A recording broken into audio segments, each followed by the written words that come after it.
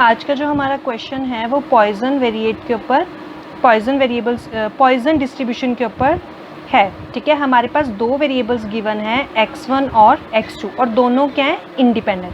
अगर कोई भी चीज़ इंडिपेंडेंट होगी तो मतलब वो दोनों क्या है, मल्टीप्लाई में। उस केस में आपके कोवेरिएंस ऑफ xy की वैल्यू क्या बन जाती है, 0।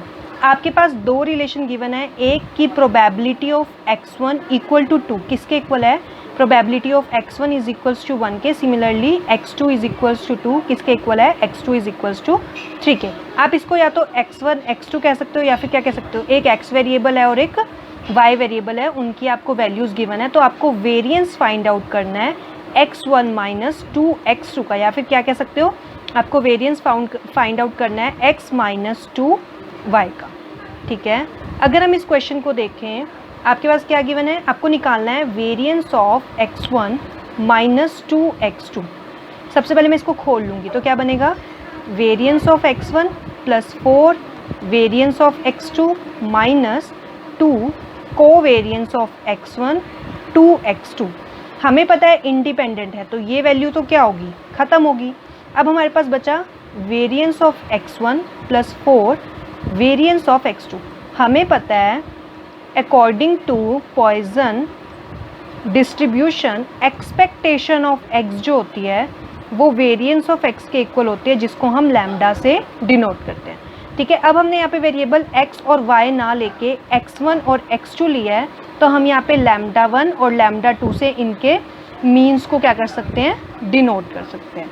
ठीक है, तो अब हम जो है हम अकॉर्डिंग टू जो हमें गिवन है उससे हम वैल्यूज़ फाइंड आउट करेंगे कि हमारे पास क्या गिवन है। ठीक है, तो सबसे पहले हमारे पास रिलेशन गिवन था कि आपका probability of x1 is equal to 2 is equal to probability of x1 is equals to 1। ठीक है, अब अगर मैं इस क्वेश्चन में देखूँ, सबसे पहले मैं पॉइजन वेरिएट का फॉर्मूला लिख लूँगी। क्या होता है, वो होता है कि आपका probability of capital X is equals to small x is equal to e minus lambda, lambda to the power x upon x factorial. और एक बार हमें x1 की वैल्यू क्या गिवन है, एक बार 2 गिवन है और एक बार x1 की वैल्यू 1 है, और इन दोनों की जो इक्वेशंस हैं वो इक्वल हैं। तो क्या हम probability of x1 is equals to 2 is equal to probability of x1 is equals to 1। तो मैं इसको कैसे लिख सकती हूँ, e to the power minus lambda 1 into lambda 1 to the power 1 लिख लो, या फिर क्या इधर 2 है तो आप इसको 2 लिख लो, upon 2 factorial equal to e to the power minus lambda 1 into lambda 1 to the power 1 upon 1 factorial.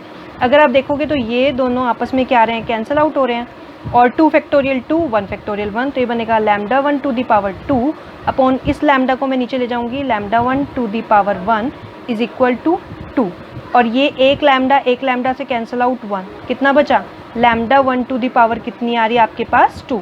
मतलब एक्सपेक्टेशन ऑफ x1, या फिर आप क्या कह सकते हो, वेरिएंस ऑफ x1 की वैल्यू कितनी आ रही है आपके पास, 2, क्योंकि लैम्डा क्या होता है आपका, मीन एंड वेरिएंस। सिमिलरली मैं फाइंड आउट कर लूँगी probability of x2 is equals to 2 equal to probability of x2 is equals to 3, e to the power minus lambda 2 हो गया क्योंकि अब 2 के लिए, into lambda to the power 2 upon 2 factorial equal to e to the power minus lambda 2 into lambda 2 to the power 3 upon 3 factorial. अब ये भी आपके एक्सपोनेंशियल वाले जो टर्म्स हैं वो कैंसिल आउट हो गए। इसको क्या लिख सकते हो आप, 3 factorial upon 2 factorial is equal to lambda 2 to the power 3 upon lambda 2 to the power 2। एक कैंसिल हो जाएगा, एक बचेगा, ये बचेगा लैम्डा 2 की वैल्यू यहाँ से 3 इंटू 2 अपॉन 2 कितना बन जाएगा, 3। मतलब expectation of x2 equal to variance of x2 की वैल्यू क्या आ गई आपकी, 3। अब इसी चीज़ को अगर मैं यहाँ पुट कर दूँ आपके वैल्यूज़ को, तो आपकी इक्वेशन क्या बन जाएगी, इस इक्वेशन में मैं लैम्डा 1 और लैम्डा 2 की वैल्यू क्या करूँगी, पुट कर दूँगी। ठीक है, सो ये था आपका वेरिएंस ऑफ x1। हमारे को पता है कितना आया, हमारा वेरिएंस ऑफ x1 आया हमारे पास 2 plus 4 into variance of x2 कितना आया था हमारे पास, 3, तो ये बनेगा 2 प्लस 4 3 जा 12 which is equals to 14 answer. तो ये आ गया आपका आंसर। तो यहाँ पे जो आपका ऑप्शन ए है वो क्या है आपका